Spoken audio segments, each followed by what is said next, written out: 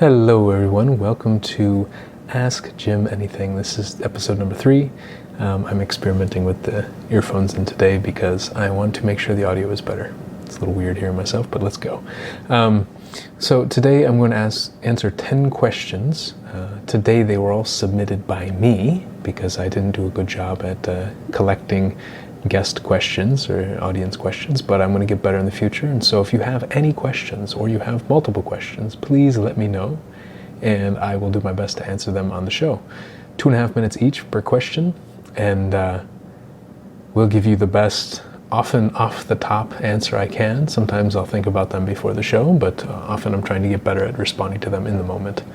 I think it's good practice for me, but I think it also tends to give you a more authentic response. At least a gut feeling response. And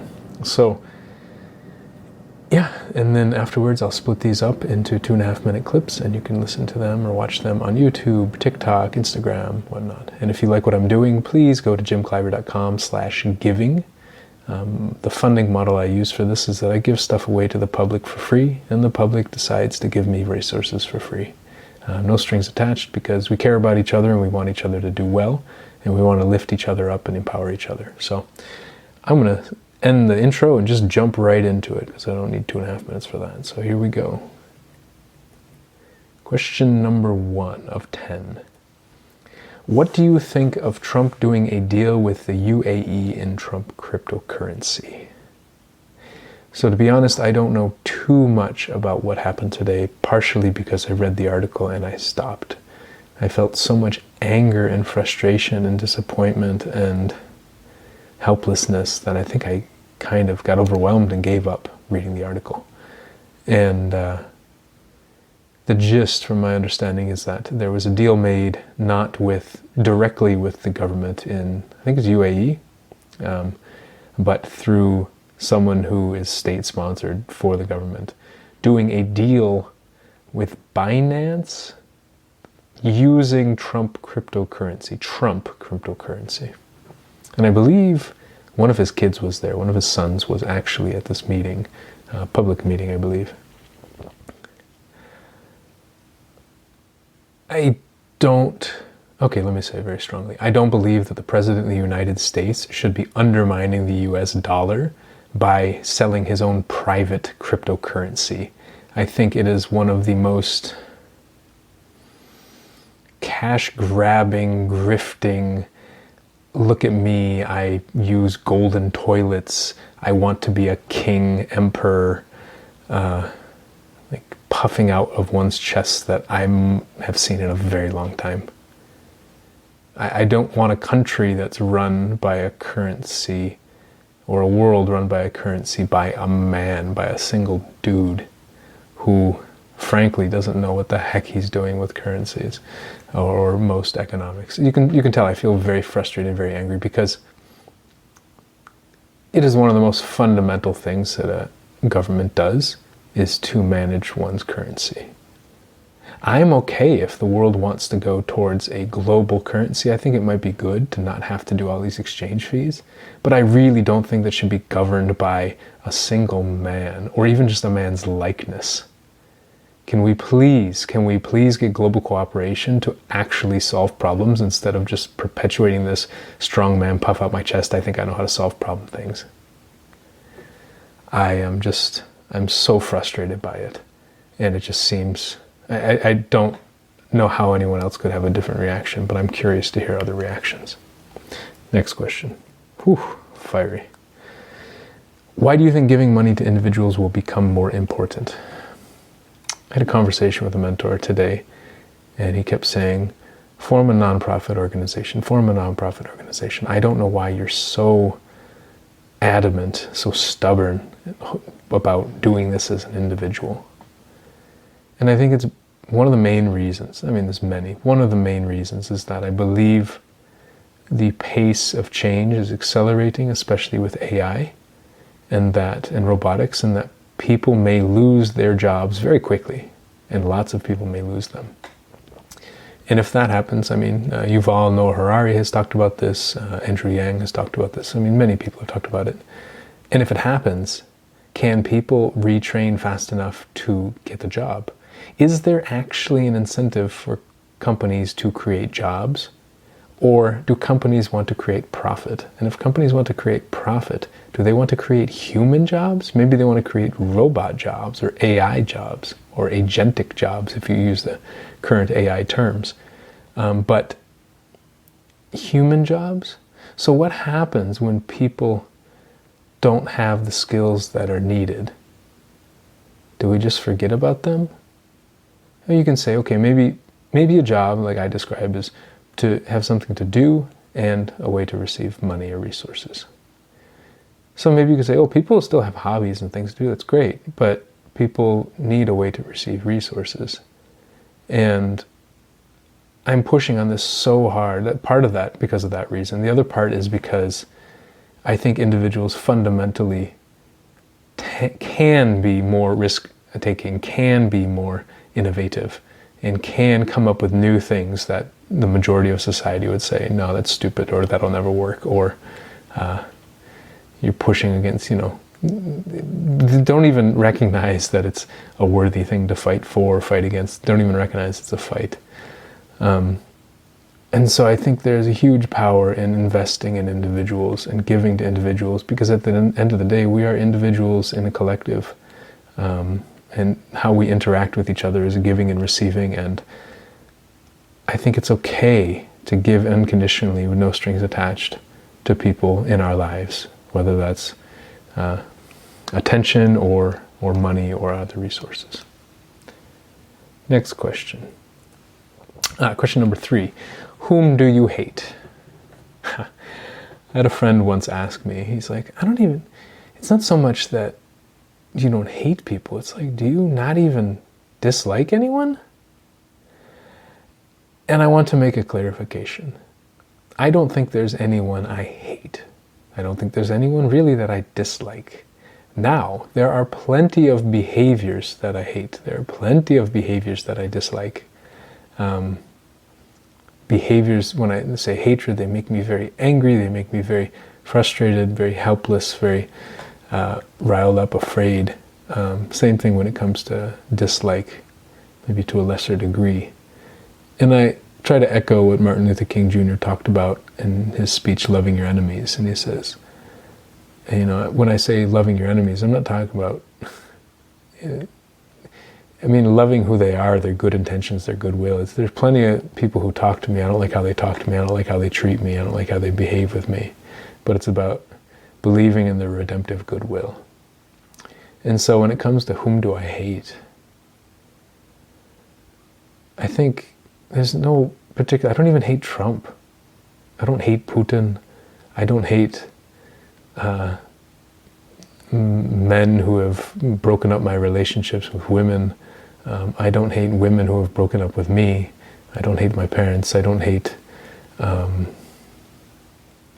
typical targets of hate. I don't hate terrorists. I don't hate.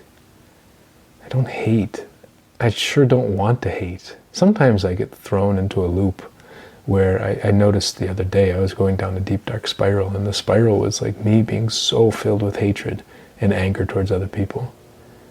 But I feel really lucky that I was able to jump out of it, that I recognized that I was focusing more on the ideal state where I want people to be, and seeing how they weren't even, in my opinion, close to it in terms of their behaviors. And then what got me out of it was seeing their context and going, man, they're just being beaten. They're getting hit from all angles. It's really hard to expect them to be an Olympic athlete when they have bullets, emotional bullets flying at their head. So I don't think I really hate anyone, at least not long term. Okay, question number 4. Whom do you love? Hi. This one can be a trickier question, I think.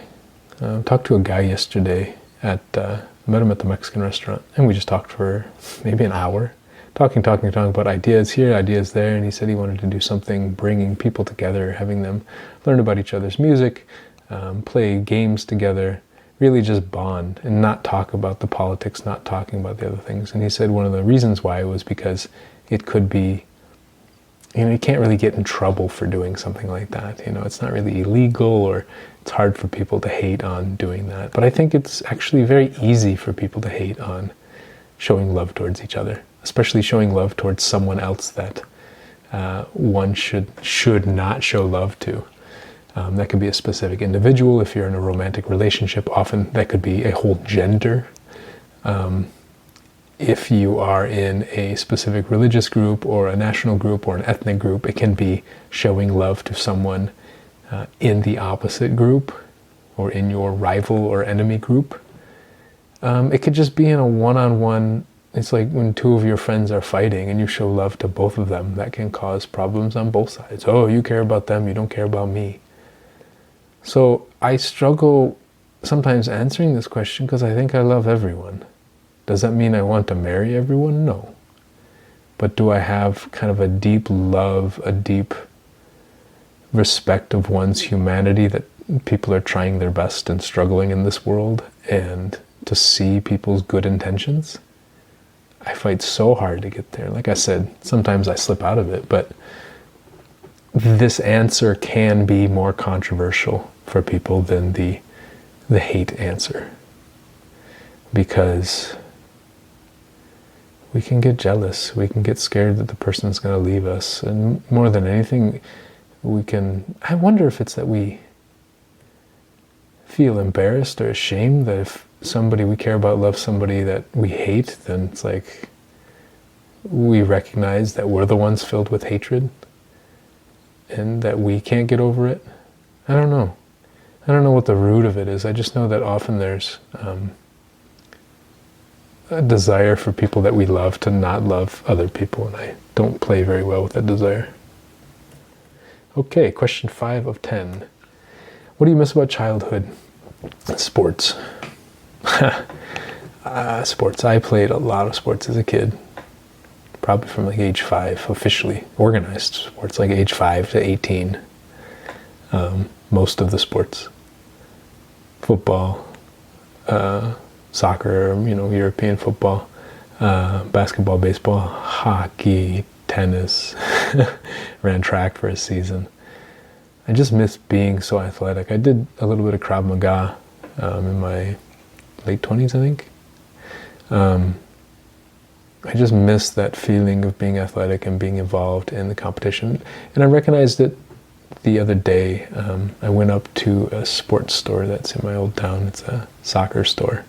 I have not been in the store probably since I was not even 15, probably since I was like 10. I used to go there and buy goalie gloves because I used to play goalie back in the day. And I think it might be the same guy running it. I don't know. I went in, had a conversation with him. I saw that there were German soccer football jerseys. We were talking about shoes and how soccer cleats no longer are made of leather. He says only Adidas makes them out of leather. Everything else is synthetic. Just interesting to see how the times have changed but haven't changed at all. Like this juxtaposition of something that is the same since I was a kid and yet feels so different as well.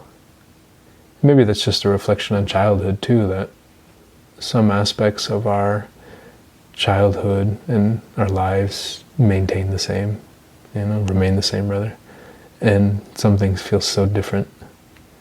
It's like we're straddling two different worlds at the same time, constantly like not knowing who we are, but knowing who we are, but not knowing who we are. I laugh, okay, so I'm going to go get back into soccer now. Am I really? Even the guy there, he's like, these kids, they're wearing through their shoes, and the leather you can see kind of, it's all faded out. He says, me, I don't do that anymore, body can't handle it. I was like, oh man. Can my body handle it? I know LeBron James is still playing at my age, but I'm no LeBron James. I suppose I can get back in shape, right? Next question. Question 6 of 10. What do you wish people knew about your work over the last 13 years?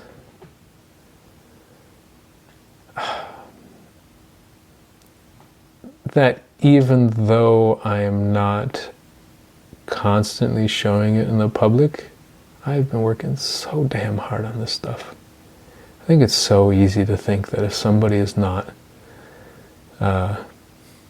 having success or having publicity that they're not working hard, or somebody's not sitting behind a computer for 8 hours a day or 12 hours a day, or if they're not in a restaurant or in a factory, if they're not, it doesn't look like they're doing work, then they're not doing work.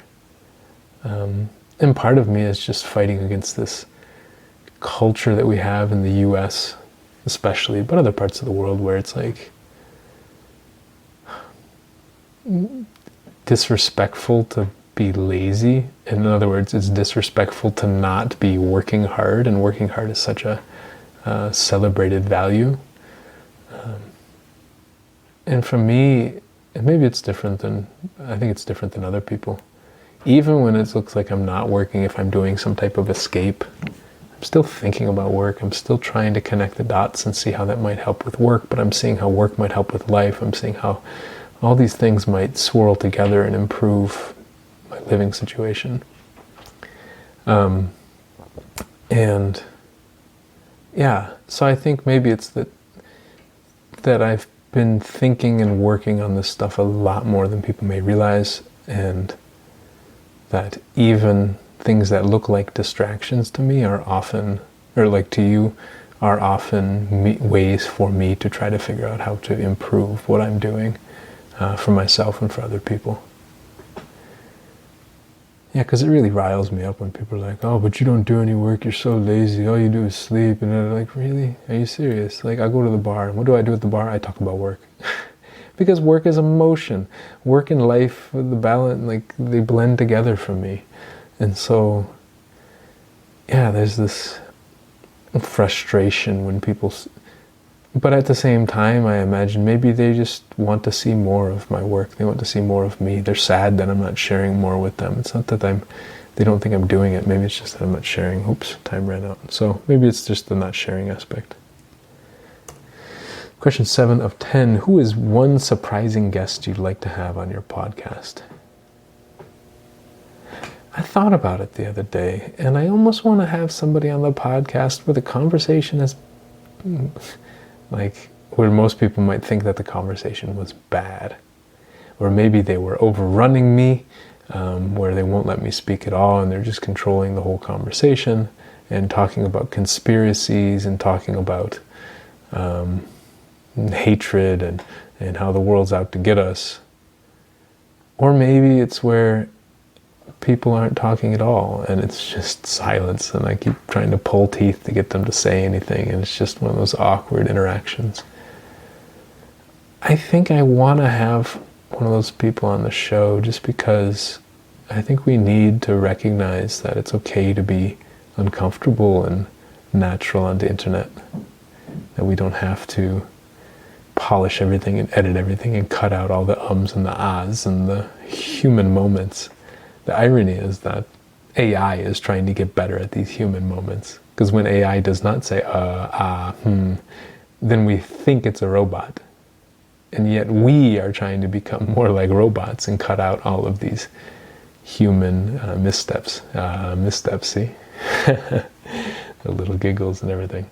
And so I think that's who I'd like, that's somebody I'd like to have a show on. I think why it might be a surprise is that I think often expect guests to be charismatic. We expect guests to be agreeable. We expect guests to have an expertise, to be well known.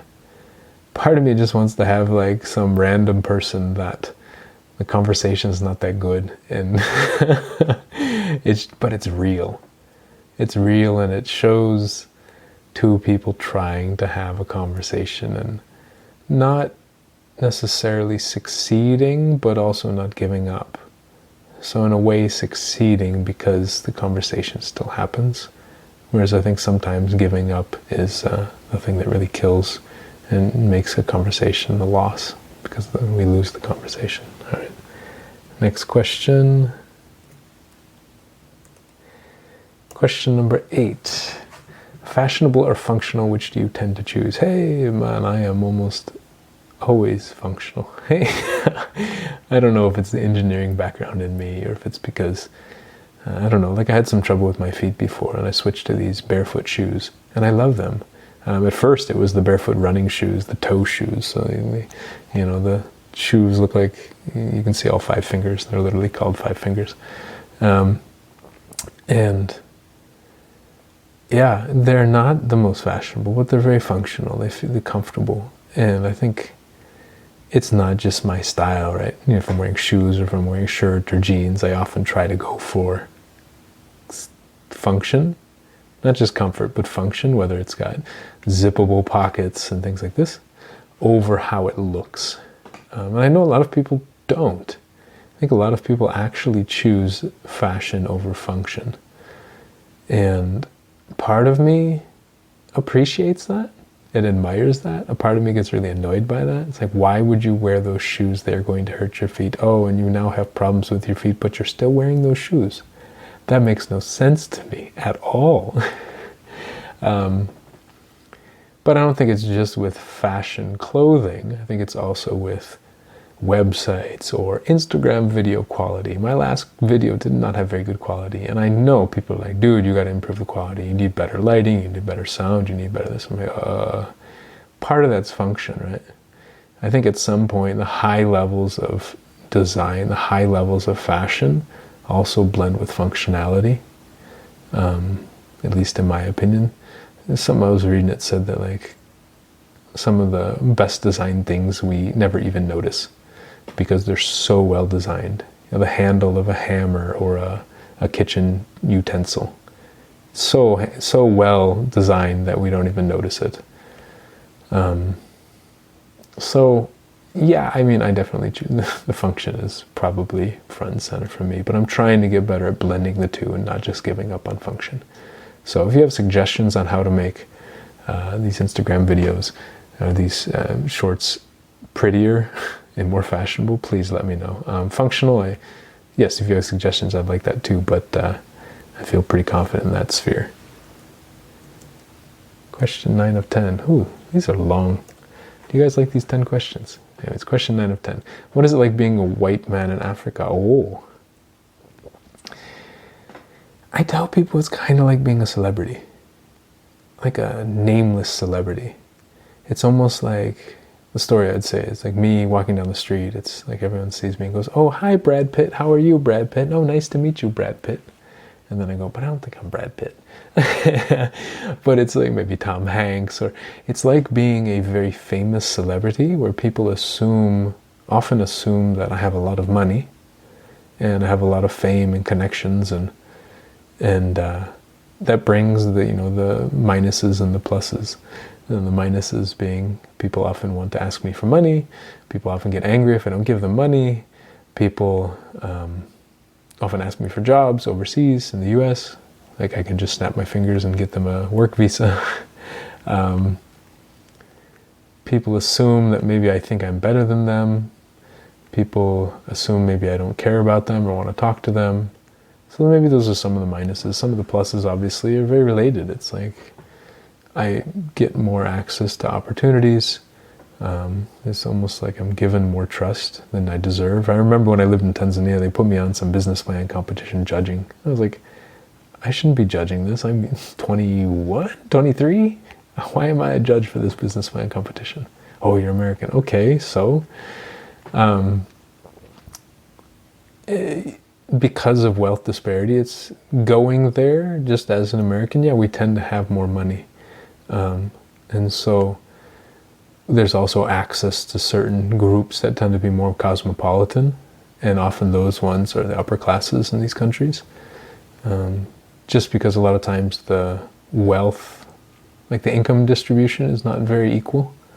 So there's not often a middle class. There's like a lot of people who are relatively or severely poor, and then a small, very wealthy class that often has more money than a lot of people in the US and other places. So, yeah, it's just, it's like being a celebrity with all the pluses and minuses of that. Celebrity without a name that people know. So let's go to the next one. If my little dingy works, it doesn't work. Okay, voila. Oops. My clock has run out. Everything's failing on me now.